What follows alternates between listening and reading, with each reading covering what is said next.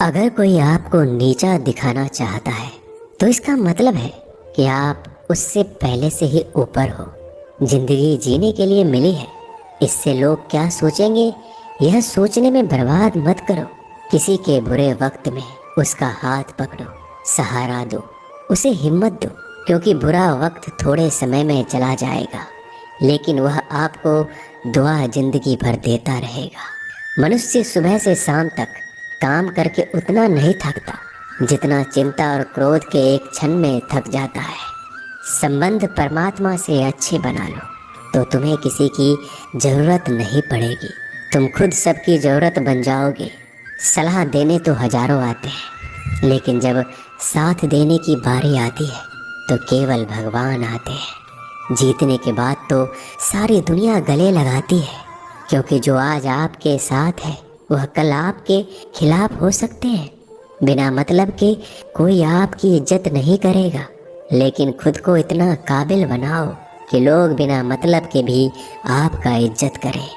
भगवान कहते हैं सोने से पहले तुम सबको माफ़ कर दिया करो और तुम्हारे जागने से पहले मैं तुम्हें माफ़ कर दूंगा। भगवान ऑक्सीजन की तरह है जिन्हें आप देख नहीं सकते लेकिन उसके बिना आप रह भी नहीं सकते। कोई और तुम्हारी मदद नहीं कर सकता, अपनी मदद स्वयं करो। आप खुद के सबसे अच्छे मित्र हैं और सबसे बड़े दुश्मन भी। इंसान तब समझदार नहीं होता जब वह बड़ी बातें करने लगे, बल्कि समझदार तब होता है जब वो छोटी छोटी बातों को समझने लगे। आप किस समय सही थे इसे कोई याद नहीं रखता, लेकिन आप किस समय गलत थे ये सब याद रखते हैं। सब दुख दूर होने के बाद ही मन प्रसन्न होगा, यह आपका भ्रम है। मन प्रसन्न रखो, सब दुख दूर हो जाएंगे, ये हकीकत है। किसी भी व्यक्ति की कोई भी बात बुरी लगे तो दो तरह से सोचो। यदि व्यक्ति महत्वपूर्ण है तो भूल जाओ और बात महत्वपूर्ण है तो व्यक्ति को भूल जाओ। रिश्तों का संबंध सिर्फ रक्त से नहीं होता, जो मुसीबत में हाथ थाम ले उससे बड़ा कोई रिश्ता नहीं होता। भगवान कहते हैं तुम सब कुछ मुझे सौंप दो, सारा दर्द परेशानी, और बिल्कुल हल्के होकर मुझे याद करो। धीरे धीरे तुम्हारा जीवन बदल जाएगा।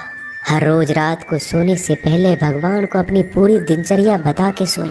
अगर आपके द्वारा किसी का दिल दुखा है तो मन ही मन उससे माफ़ी मांगे। अगर आपका किसी ने दिल दुखाया है तो उसे माफ़ करके सारी चिंताएं भगवान को सौंप कर सो जाए। यकीन मानिए इससे आपकी ज़िंदगी खुशनुमा बन जाएगी। क्रोध बोला हुआ एक शब्द इतना जहरीला हो सकता है कि आपकी हजार प्यारी बातों को एक मिनट में नष्ट कर सकता है। सबको हंसाना लेकिन किसी पर भी हंसना मत।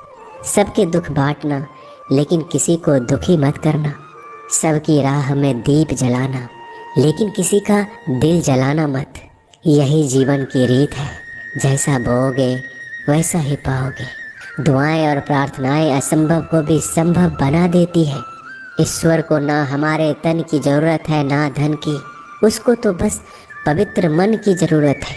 इसलिए वो हमें कुछ भी छोड़ने के लिए नहीं कहता, बस कहता है बच्चे मन से विकार छोड़ो, गंदे विचार छोड़ो। जो आने वाला है वो हमेशा गुजरे हुए कल से बेहतर होगा।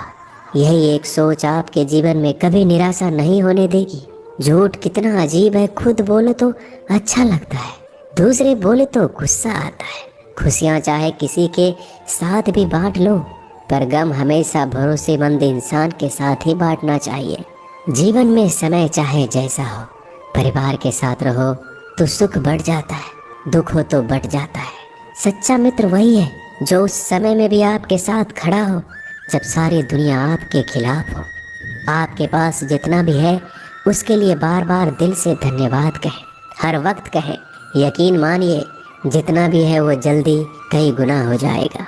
प्रार्थनाएं और ध्यान इंसान के लिए बहुत ज़रूरी है, क्योंकि प्रार्थना में भगवान आपकी बात सुनते हैं और ध्यान में आप भगवान की बात सुनते हैं।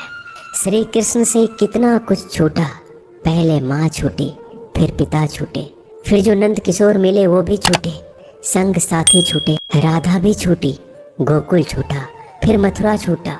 श्री कृष्ण से जीवन भर कुछ न कुछ छूटता ही रहा। नहीं छूटा तो वो था देवत्व, मुस्कान और सकारात्मकता। श्री कृष्ण दुखी नहीं, उत्सव के प्रतीक है। सब कुछ छूटने पर भी कैसे खुश रहा जा सकता है, ये श्री कृष्ण से अच्छा कोई नहीं सिखा सकता।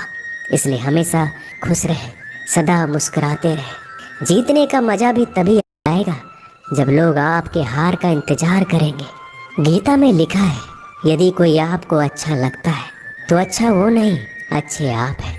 देखने वाली नज़र आपके पास है।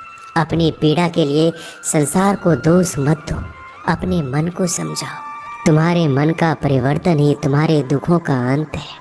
सोच और नीयत अच्छी रखिए, फिर आपके कष्ट प्रभु स्वयं दूर कर देंगे। याद रखना, भगवान से कभी उम्मीद छोड़ना नहीं और दुनिया वालों से कभी उम्मीद रखना नहीं।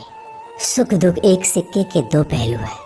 जहाँ सुख होगा वहाँ दुख भी होगा, जहाँ दुख होगा वहाँ सुख भी होगा। इसलिए सुख दुख के बारे में बिना सोचे निरंतर अपने लक्ष्य को प्राप्त करने के लिए प्रयास करते रहना चाहिए। एक बात हमेशा याद रखना, किसी के सामने गिड़गिड़ाने से ना मोहब्बत मिलती है ना इज्जत। इसलिए अपने स्वाभिमान को जिंदा रखो। कोई अगर आपकी किस्मत में होगा तो आपके पास खुद ही चल कर आएगा। दूसरों को हराने का मौका मत दो, बस खुद को आगे ले जाने की जिद पालो। कभी हार ना मानने की आदत ही एक दिन जीतने की आदत बन जाती है। सिर्फ दो चीज़ें मनुष्य के भाग्य का निर्माण करती है। पहला, स्वभाव। अगर आपके स्वभाव में अच्छाई, विनम्रता और गुण है तो आपका भाग्य चमकेगा। अगर आपका स्वभाव क्रोधी है, आलसी है, तो आपका भाग्य बिगड़ना अनिवार्य है।